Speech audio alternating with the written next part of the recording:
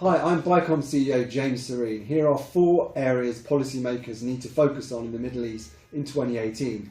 Firstly, 2018 is crunch time for the Iran nuclear deal. Recent protests in Iran have demonstrated the growing distance between the people and the regime. If President Trump tightens sanctions and works with the UK and other allies to restrict Iran's ballistic missile program, the regime will be put under even greater pressure in 2018. But if the international community doesn't manage to amend the deal to President Trump's liking, he could take the US out of it altogether.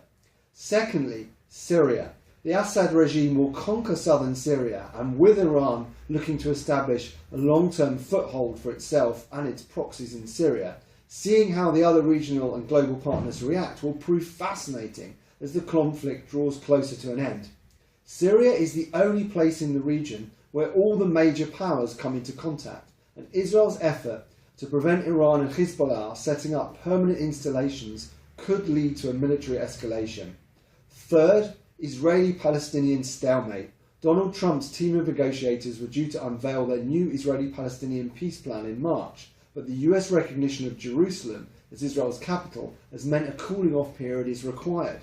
With the Palestinians freezing relations with the US, expect 2018 to be a year of stagnation, with no real progress towards a negotiated settlement. The Palestinian strategy of eschewing direct talks in favour of bringing the conflict to the UN poses dilemmas for the UK. Finally, Israeli elections. Israel's 70th anniversary year is highly likely to be an election year if Prime Minister Benjamin Netanyahu is indicted for corruption. Israeli governments never survive more than 4 years, whether replaced by another government made up of right-wing parties or a centre-left alternative. 2018 could mark the end of the Netanyahu era.